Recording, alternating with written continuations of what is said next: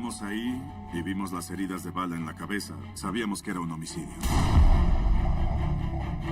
El primer sospechoso en este tipo de casos es un miembro de la familia. No hay sentimiento, no hay amor ahí. Todo era sobre el dinero. Eso es tan antiguo como la Biblia. Matar por dinero. Había una especie de celos y animosidad sucediendo entre las hermanas. Ábrase solo si me muero. Me asustó. Yo pensé, ¿qué podría haber en esta carta? No puedo perdonar a una persona por matar a alguien. Tú no puedes hacer eso. Hermanas perversas.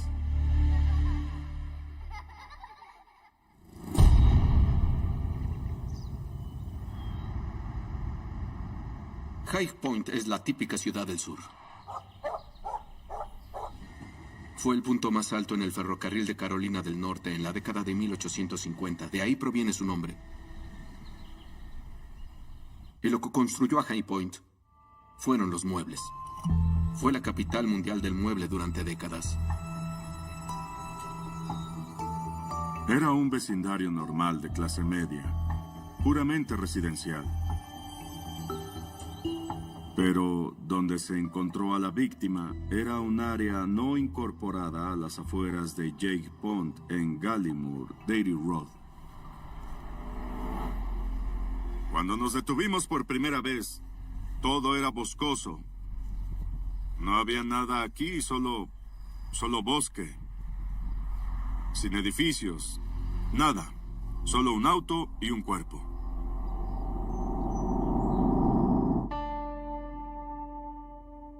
Poco después de llegar ahí y ver las heridas de bala en la cabeza, sabíamos que era un homicidio. Fue clasificado como un homicidio con tirador desconocido.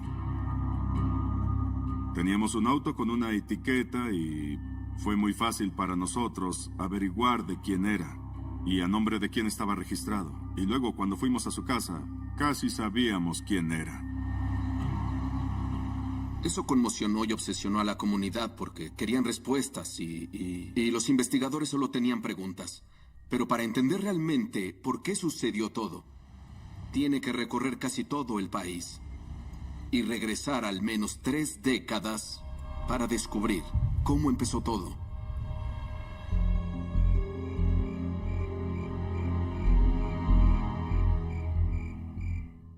Patricia de Rosa y Sheila Tompkins tenían la misma madre, Edna, pero padres diferentes. Edna fue la única que crió a esas hermanas de forma constante. La familia era de clase media, casi baja, hasta que Edna se casó con un militar exitoso, Troy Madison. Sheila es 9 años más joven que Patricia, y ella admiraba a Patricia. Me dio la impresión de que eran 2 personas completamente diferentes. Una cosa que me agradaba sobre Sheila es que era una buena chica pueblerina. Patricia, pues, definitivamente no era así. Sheila era divertida.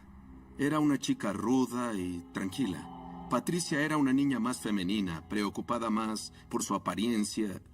Y Patricia, la hermana mayor, estaba buscando salir de Oklahoma para encontrar una vida mejor, una especie de una vida más próspera para ella. Y lo que hizo fue que encontró a un militar igual que su padrastro. Patricia conoció a Frederick Brown en 1969 y recuerdo que Patricia venía de Lawton, Oklahoma, clase media baja, y estaba buscando una salida. Y ahí está Frederick, que estaba en la escuela de artillería en Fort Sill, Oklahoma, que está justo al lado de Lawton. Y él tenía grandes sueños también. Conocí a Fred básicamente de toda la vida. Crecimos juntos. Fuimos a la escuela juntos, fuimos a la iglesia juntos. Era una persona agradable y muy tranquila. Era un chico tranquilo. Nadie tuvo algún problema con Fred que yo supiera. Él quería mejorar su vida. Y Patricia pensaba muy parecido a él. Ella quería también mejorar su vida. Y vio que Frederick era una buena pareja. Se casaron después de un año de conocerse y Patricia se fue de ahí, se fue a explorar el mundo, dejando atrás a su hermana menor, Sheila.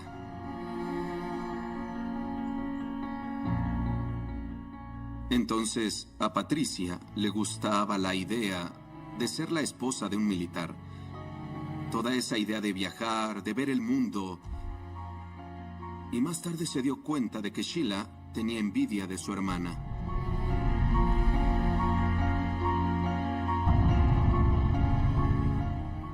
Y Sheila tuvo que quedarse atrás.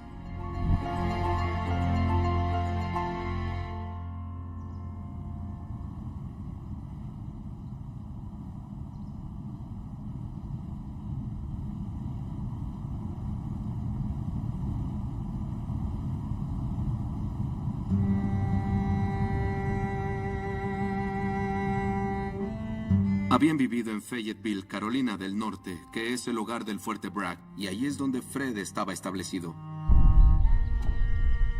Y ahí es donde Patricia comenzó a tomar clases de bienes raíces. Era una gran prioridad que ella estuviera ahí para sus hijos, y estaba bastante claro que ella tenía una muy buena relación con ambos. Fred Brown permaneció en el ejército hasta 1987, cuando se retiró y quiso establecerse. Y fue entonces cuando se mudó a High Point, Carolina del Norte, y se mudó a un vecindario mejorado. Comenzó a enseñar en la universidad comunitaria de ahí, la Universidad Comunitaria y Técnica Guilford. Conocí a Fred justo después de que lo contrataran, y supe de inmediato que nos llevaríamos bien. Yo enseñaba al otro lado del pasillo. Escuché un ruido y a los estudiantes riendo. Así que le pregunté, ¿para qué usas esa campana? Él me dijo, bueno, tuvimos una función de gong. Dijo, lo usaré para que los alumnos estudien. Y dijo, cuando se equivocan en la respuesta, yo sonaré el gong y podrán escucharlo por todo el pasillo. Y podías escuchar a los alumnos riendo. Patricia estaba dando clases de bienes raíces en el centro comunitario de Randolph en Ashboro. Tenían 2 hijos en la universidad y si lo observaban desde fuera, parecían una familia feliz. Lo interesante de las 2 hermanas fue que Patricia, ella soñaba a lo grande. Era refinada y culta, mientras que Sheila era conocida como la niña salvaje. Sheila tenía un trabajo en una compañía de herramientas en Alabama y Leroy, su marido, él trabajaba como mecánico de autos. Sheila ya había estado casada una vez antes y Leroy era su segundo marido. Ahora Leroy, él era todo un caso. Mi padre, Leroy, se casó 7 veces. Tal vez cerca de 7, perdí la cuenta. Sheila era su 7ª esposa, pero eso no es lo que lo hace interesante. Él era un juerguista y así es como él y Sheila conectaron por ese lado juerguista. Sheila, ella era muy salvaje. Ella era una chica de muchas fiestas, o por lo menos así me parecía que así era. Ella tenía, ya saben, tatuajes y era alocada. Edna, la madre de Sheila, trató de disuadir a su hija Sheila de que se casara con Leroy. Pero Sheila no siguió el consejo de su madre. Les gustaba divertirse y ese era todo su vínculo. Sheila no fue el primer amor de su vida ni nada por el estilo y se aferró a él de una manera que tuvo que haber sido difícil estar con ese tipo y ver la vida de Pat. Pat estaba viviendo en una clase media bastante cómoda, ya saben, estilo de vida de los suburbios. Y Sheila y su esposo Leroy, ellos eran diferentes tipos de personas. Yo creo que habían terminado en muy diferentes situaciones socioeconómicas. Patricia vivía con un estilo de vida más exclusivo, pero Sheila y Leroy, mi padre, vivían al día con su sueldo. Pero si a Patricia no le agradaba el matrimonio de Sheila, ella nunca hizo notar esos sentimientos a su hermana. Yo creo que había una especie de celos y animosidad sucediendo entre las hermanas. Pero lo que este caso te muestra es que nunca sabes qué hay debajo de la superficie. A Edna Madison no parecía gustarle ninguno de sus maridos. Había mucho drama en esta familia, pero nadie sabía que llevaría al asesinato.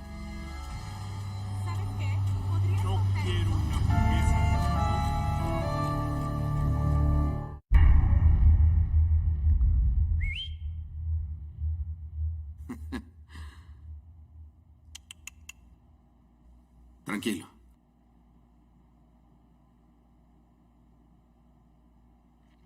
Los Brown estaban viviendo en este entorno idílico y todo iba bien para ellos. Pero cuando revisan un poco debajo de la superficie, no iba para nada bien. Comenzó cerca de 1990. Patricia tuvo cirugía del corazón.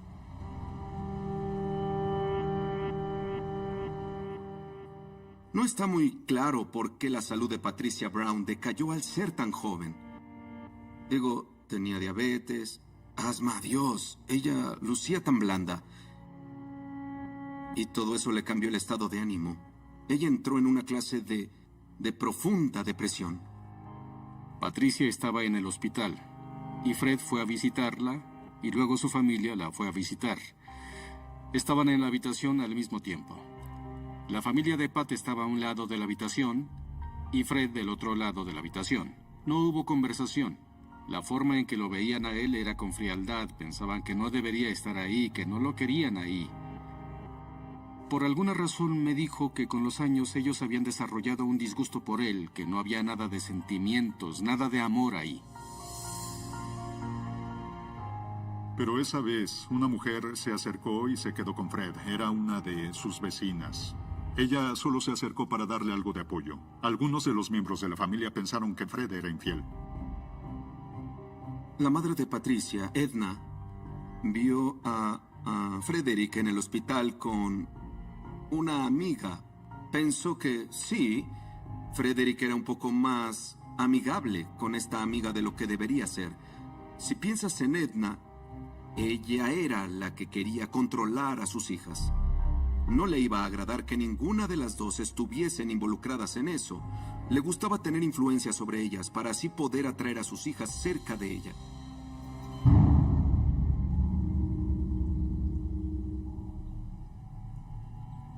Y debido a esta angustia emocional, después de la cirugía de corazón abierto de Patricia, regresó a Alabama por unos meses para estar más cerca de su madre y recuperarse.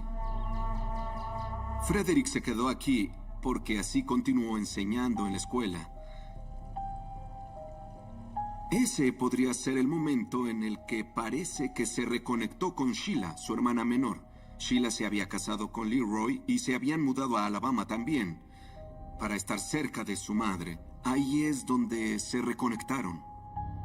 Como resultado, Patricia pasó más tiempo con Sheila del que había tenido en mucho tiempo. Desde la perspectiva de Sheila, su hermana, que tiene esta gran vida, de repente tiene una mala salud. Y todo eso la derrota tanto física como emocionalmente. Y eso pone a Sheila un poco más en control.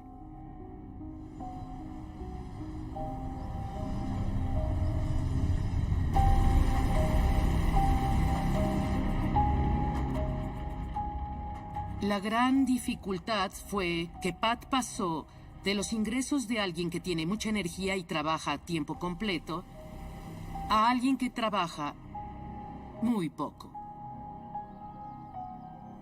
Fred no habló mucho sobre los problemas financieros que estaban teniendo, pero solo dijo que las cosas se estaban deteriorando y que no iban bien.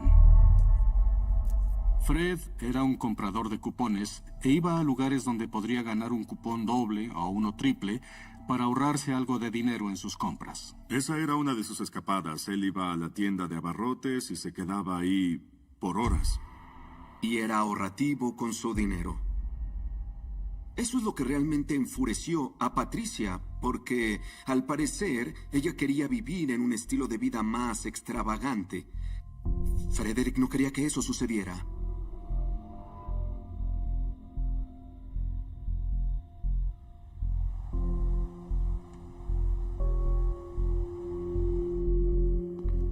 Otro de los problemas fue la hija de Fred y Pat, Saibra. Creo que todavía vivía en casa.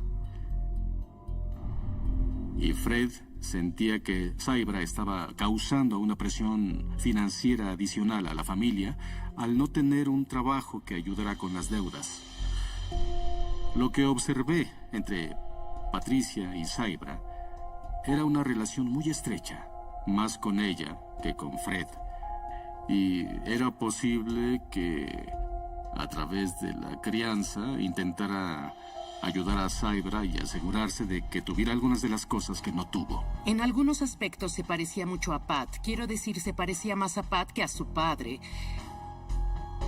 Tal vez había un poco de frustración por no haber salido de la casa todavía. Y todo lucía extraño.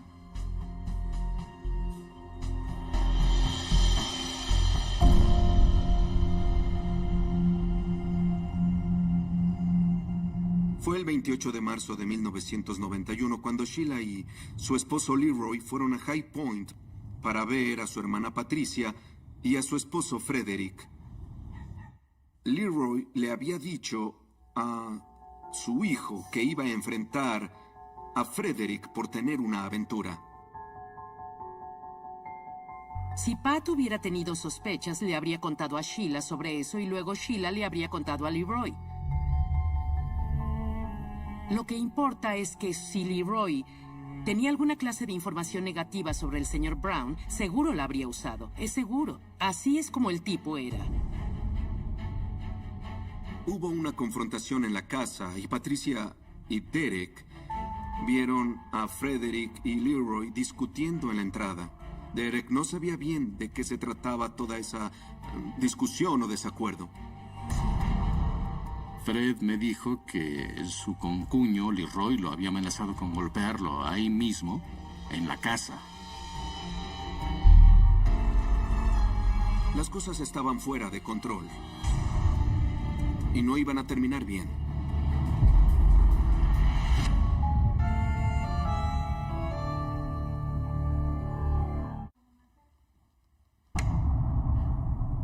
Después de la cirugía de Pat, como les contaba, la situación familiar se estaba deteriorando mucho. Fred había estado hablando de esto con otros miembros de la facultad y me contó sobre la amenaza ahí en la casa. Y le pregunté a Fred si era Leroy. Y él dijo sí. Todos le dijimos, necesitas separarte, divorciarte. Y él dijo, no creo en eso, mi religión no me permite divorciarme. Toda esa idea de hasta que la muerte nos separe, él se lo tomó, ya saben, él se lo tomó en serio. Fred Brown se volvió paranoico. Es decir, hablo del tipo que ve sobre su hombro, de esos, no un tipo demente, solo un tipo paranoico tratando de ver qué sucede realmente.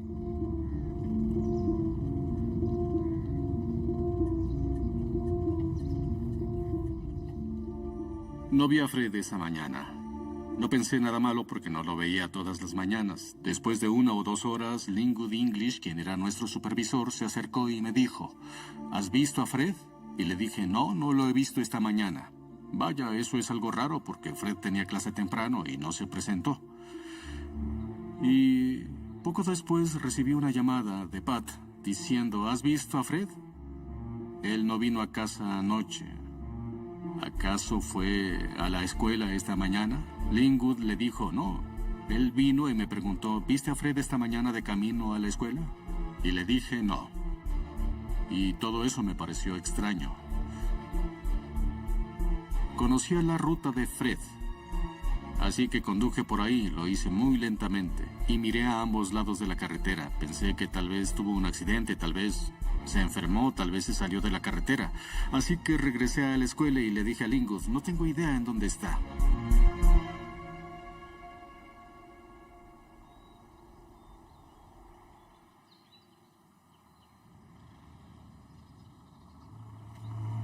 Dos hombres del equipo de trabajo en la autopista 68 llamaron a la policía, llamaron a la oficina principal y dijeron que habían encontrado un cadáver tendido a un lado de la carretera, en una alcantarilla. Cuando llegamos aquí, encontramos un cuerpo en esta zanja. Estaba boca abajo.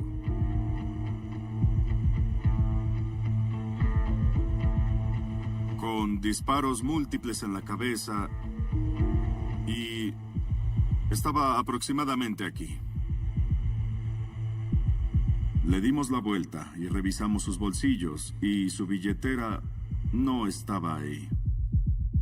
En cuanto ves eso piensas, su billetera no está aquí. Así que empiezas a pensar que podría haber sido un robo y que ni siquiera conocería a su asesino. Lo que nos daña un poco, porque entonces podría haber sido cualquiera. Parecía que era solo un... No sé si un robo siempre sale bien, pero parecía como un robo que salió muy mal. Encontré una casa, probablemente a unos 90 o 100 metros de distancia. Tal vez un poco más. Y no había muchas casas en esa área en esa época. Llamé a la puerta y la dueña de la casa llegó. Y luego le contamos lo que estábamos investigando y ella dijo, ¿saben? Yo escuché lo que parecían como un par de disparos, uno tras otro. Fue entre las 11 y las 12 de la noche de ayer. Creo que estaban viendo las noticias y ella lo oyó. Después de que se encontró el cuerpo y estuvimos ahí como una hora, tuvimos suerte, se había reportado desaparecido.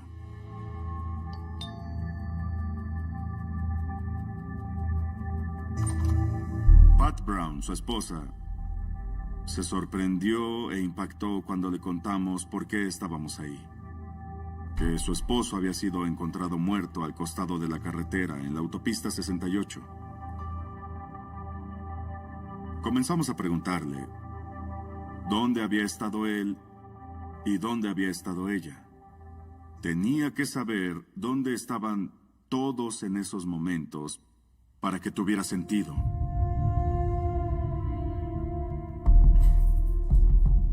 Fred Brown llegó a la casa a las 5 de la tarde de trabajar en la universidad. Y luego su esposa se fue a la clase de bienes raíces.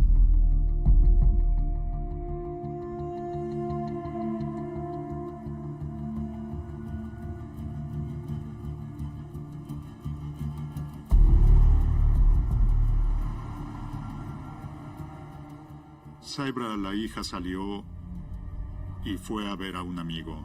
Se quedó ahí un par de horas, creo.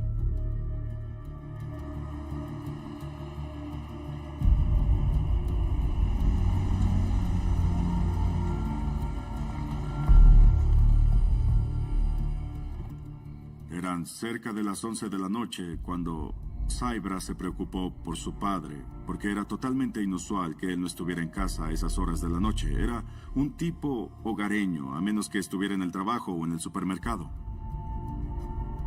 Patricia se reunió con algunos estudiantes después de la clase para cenar. Ella trataba de ayudarlos a prepararse para el examen de bienes raíces.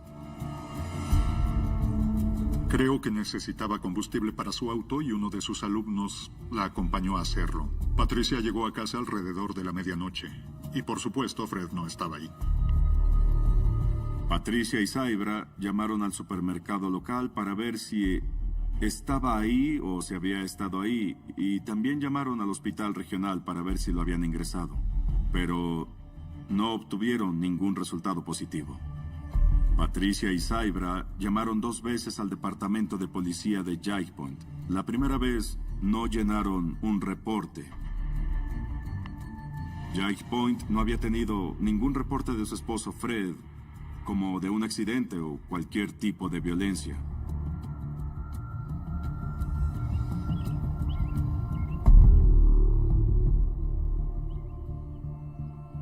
Y luego, a la mañana siguiente, alrededor de las 6, lo reportaron desaparecido en el departamento de policía de Jake Point. Mi hija llegó a casa a las 10:30 y él no estaba. Está bien. ¿Podría haber salido con sus amigos o algo así? No que yo sepa. Como cualquier detective de homicidios le dirá, el primer sospechoso en este tipo de casos es un miembro de la familia. Patricia tenía una gran coartada para ella, así que no había indicios de que Patricia Brown estuviera involucrada. Ella no era una sospechosa. Y verificaron dónde estaba Saibra. Estaba con una amiga. Hubo algunas sospechas entre los oficiales de que Saibra podría haber sabido más de lo que nos dijo. Absolutamente nada que pudiéramos probar. Cuando tienes un caso y no tienes ninguna evidencia real, y no tienes un arma homicida, hay todo tipo de posibilidades. Tenía que verlas todas, pero no había pistas.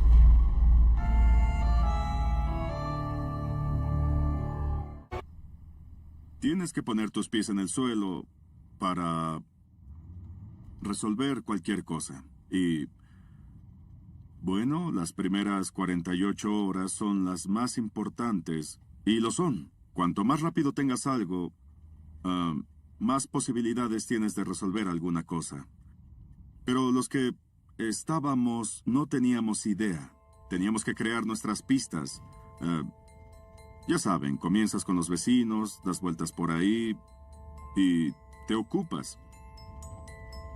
Te mueves por todos lados. Cuando no tienes un sospechoso en un caso de homicidio, tan solo sales a entrevistar personas. Entrevistas personas y más personas con la esperanza de que alguien nos dé esa pequeña información que le dará un respiro al caso. Fuimos de puerta en puerta, hablando con los vecinos de Fred para averiguar si lo habían visto la noche de su desaparición. Y todos sus vecinos se sorprendieron mucho al descubrir que lo habían matado. No podían creer que algo así hubiera pasado. Fue interesante cómo reaccionó la comunidad a todo a este crimen, porque él era un instructor. El que tenía la reputación de ser un tipo amigable, que daba clases, y a la gente le agradaba, a sus estudiantes les agradaba. Había estado ahí durante 3 años, y luego se le encuentra boca abajo, en una zanja, en una sección remota de Greensboro. Eso asustó a la gente. ¿Cómo sucedió esto? Y esa era una pregunta retórica que nadie respondía. Se corrió la voz en la escuela. Todos tenían su opinión, pensando que podría haber sido uno de sus estudiantes que estaba enojado con él, que podría haber sido un familiar, que podría haber sido un amigo, que podría haber sido alguien que ni él conocía. Dentro de la camioneta encontramos una bolsa de plástico del supermercado. Lo que significaba que había estado en una tienda. Fred iba hacia el norte por la autopista 68. Había hecho un giro en U y regresó al parque donde estaba. No había una razón lógica para que él estuviera ahí. Algo tenía que haberlo llevado ahí. Y no solo ir al supermercado, porque la tienda estaba más al sur de donde lo encontramos. Eso no tenía ningún sentido. Después de unos 6 o 7 meses, el caso se congeló. Y eso no significa que los detectives dejaron de trabajar en eso, solo significa que no lo hicieron de tiempo completo. Pero el detective original se mudó a otra área. Otro detective entró y lo tomó por un tiempo. Patricia se mudó de Jake Point a Alabama para estar cerca de sus familiares y de su madre.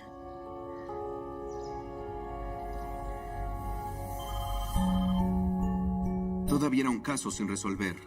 Hasta 1994, Patricia Brown recibió la llamada a las 3 de la madrugada. Era un detective en Reading, Pensilvania, y fue entonces cuando se enteró. El detective le dijo, sabemos quién mató a su esposo.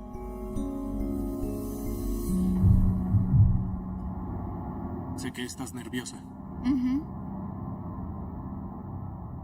Ojalá no hubiera sucedido. Ojalá regresáramos al tiempo.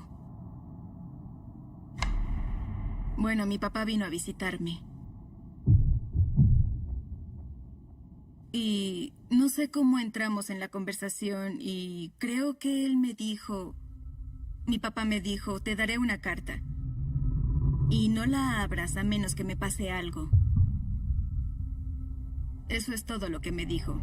Y luego la escondió en mi habitación y me dijo dónde la había dejado. No sé por qué la ocultaría si me dijo dónde estaba. Me asusté, estaba confundida. Pensaba, ¿qué podría haber en esta carta? Nunca pensé que estaría pasando por algo como esto. Para nada. Entonces, ¿dónde escondió tu papá la carta? Tengo curiosidad. Tenía un aire acondicionado. Él sacó la parte frontal y la metió en el costado del aire acondicionado. Pero no la abrí. ¿Por qué no la abriste? Creo que tenía miedo de abrirla. Ese es el problema. Estaba asustada. Sabiendo lo que decía, o si había alguien detrás de él. No sabía si quería saber qué había ahí.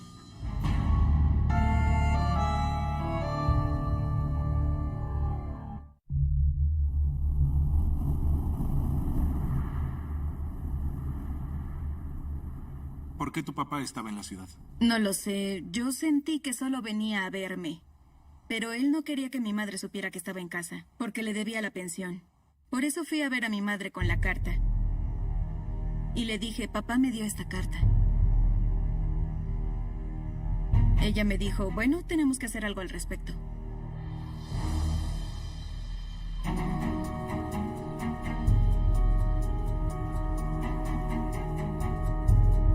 Nos fuimos a la cama, al día siguiente salimos en mi auto. Y ahí fue cuando la policía rodeó mi auto. Y él dijo, no voy a dejar que me lleven, me voy a escapar. Y yo lo miré y le dije, papá, por favor no huyas, porque sabía que probablemente le habrían disparado para que se detuviera. Entonces él no huyó.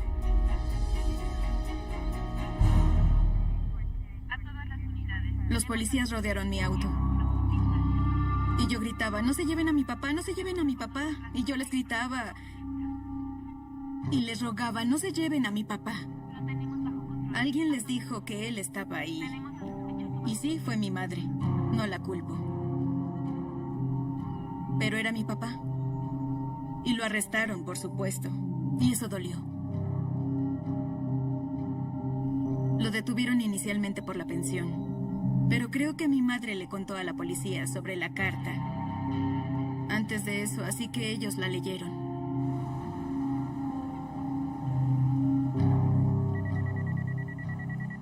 A mitad de la noche recibí una llamada del detective de Reading, Pensilvania, y estaba buscando desesperadamente un homicidio abierto que ocurrió 3 o 4 años antes. La llamada telefónica duró unos 20 minutos. Conoció todo el historial y esta carta llegó a nosotros. Así nada más llegó a nosotros.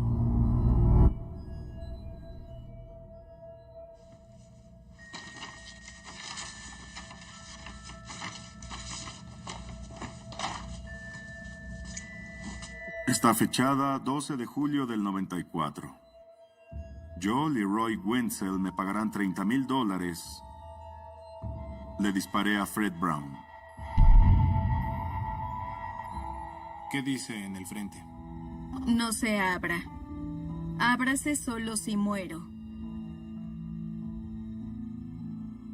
Así que estoy segura de que estaba pensando en suicidarse porque se sentía culpable por eso. Creo que escribió la carta porque él se sentía culpable y estaba en su conciencia. Y quería que alguien lo supiera. Y él no quería ser el único culpable por haber hecho esto. ¿Ya la habías leído? Sí. Sucedió en Carolina del Norte, High Point. Todo el asunto fue organizado por mi esposa Sheila Wenzel y su hermana Pat Brown. Leroy Wenzel dijo en el estrado que la razón por la que lo escribió fue porque no recibió su dinero. Solo le pagaron $3,000 y él quería y le prometieron 30. Pat no tenía suficiente dinero. Pidió prestado $400 a su madre. Tengo que dejar esta carta para que no sea el único que pague por este crimen. Esta declaración es verdadera. Gracias, Leroy. Edna, la madre, planeando matar a Frederick Brown. Eso es una locura. Él escribió que Patricia no tenía suficiente dinero para pagarle por adelantado, por lo que Patricia pidió prestados $400 a su madre, pero en la investigación, el nivel de participación de Edna en el asesinato nunca fue probado. Si muero por algo que no sea un ataque al corazón, si me mato, esta carta debe ir a la policía. Y es todo lo que dice.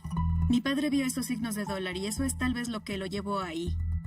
Pero culpo más a las chicas, Sheila y Pat, porque creo que si no hubieran ido a ver a mi padre sobre esto, él nunca habría hecho algo así. Todo está listo. Entrevistamos a Leroy en prisión y él nos contó casi todo lo que necesitábamos, con mucho más detalle.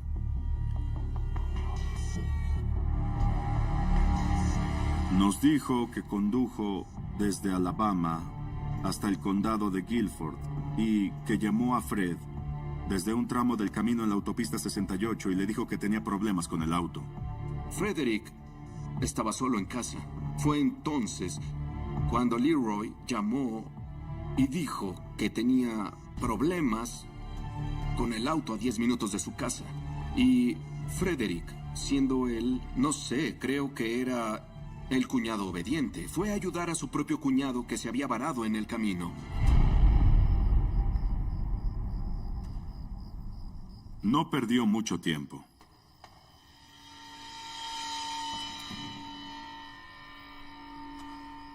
Cuando empezaron a hablar, le dijo, para que lo sepas, tu esposa Patricia me contrató para matarte. Comenzó a correr. No llegó muy lejos porque Leroy le disparó una vez en la espalda. Fred cayó boca abajo. Después de que Leroy le disparó a Fred en la espalda, se fue. Él regresó porque quería asegurarse de que Fred estuviera muerto. Cuando regresó, él se acercó a Fred nuevamente. Fred no se había movido y le disparó 2 veces en la cabeza. Se fue otra vez. Había salido del camino y se dio cuenta de que había olvidado tomar su billetera porque se suponía que esto debería parecer un robo. Así que se estacionó de nuevo y tomó su billetera. Tenía tanta prisa por regresar que recibió una multa por exceso de velocidad en Georgia, justo en la ruta. Así que eso nos confirmó que él fue la persona que lo hizo. En 1990, Patricia se sometió a una cirugía de corazón y fue durante ese verano de 1990 cuando se acercó a Leroy y a Sheila Wenzel para pagarles por asesinar a su esposo Fred. Básicamente, si ves el motivo, todo era sobre el dinero. Eso es tan antiguo como la Biblia, ¿saben? Matar por dinero. Se supo que Patricia Brown heredaría $153,000 en beneficios por fallecimiento y más de $105,000 en inversiones y propiedades, que incluían un lote en el lago de Carolina del Sur y propiedades en Florida. Y luego dice, Mark Wenzel, mi hijo, sabe sobre esto. Así que si algo me pasara, él puede contarle a la policía lo que pasó. Y luego de repente la policía llama a tu puerta diciendo que tu padre, ya saben, había...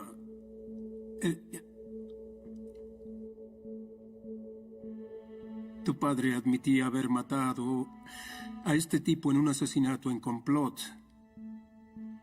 Digo, tú piensas, oh Dios mío, él lo hizo. Y tus emociones y sentimientos se descontrolan. No puedo perdonar a una persona por matar a alguien, por quitarle la vida a alguien. Eso no puedes hacer eso. Todo este tiempo sentí que podría haber estado ahí cuando sucedió, pero sentí que él no fue quien lo hizo. Pero supongo que a lo que se reduce es que sí lo hizo. El 21 de julio de 1994, un magistrado en el condado de Madison, Alabama, emitió órdenes de arresto contra Patricia Brown y su hermana Sheila, y ambas fueron arrestadas el mismo día en relación con el asesinato de Frederick Brown. Cuando arrestaron a Patricia Brown, miró a las autoridades y dijo: los estaba esperando. Arrestaron a mi hermano, Leroy, en Pensilvania. Sabía que vendrían. Ese juicio fue como un gran teatro en un tribunal. Tanto Sheila como Leroy testificaron que fue idea de Pat Brown, pero la fiscalía la pintó como una mujer engañosa que solo quería dinero. La defensa pintó a su cliente como una mujer quien fue engañada por su hermana menor y su cuñado Leroy. Pat estaba muy molesta por la forma en cómo Leroy y su hermana la habían involucrado en todo esto, y sentía que la habían usado para, básicamente, salvarse ellos de una potencial pena de muerte. Eso realmente molestó a Pat. Creo que ese fue prácticamente el final de su relación con su hermana, y entonces tienes que intentar explicar por qué. En nuestro caso, por qué ella no estuvo involucrada y que ella solo fue arrastrada. Leroy Wenzel fue condenado a 50 años más 30 de prisión por su participación en el asesinato de Fred Brown. Patricia Brown fue condenada a cadena perpetua y murió en prisión en 1996. En 1995, Sheila Wenzel fue condenada a 50 años de prisión por su participación y salió bajo libertad condicional en 2013. No creo que Sheila debería haber salido de prisión. Creo que debería estar purgando tanto tiempo como lo hace mi padre. Siento que ella también lo asesinó. Para mí, lo peor de todo es que Fred Brown, en mi opinión, fue asesinado sin razón alguna. Su familia fue destruida sin razón. Sus hijos perdieron a ambos padres en esto. Esa es la peor parte. Lo siento por lo que hizo mi padre. Me siento mal por eso. Solo quiero pedirles perdón a todos. Que ellos sepan que me importa.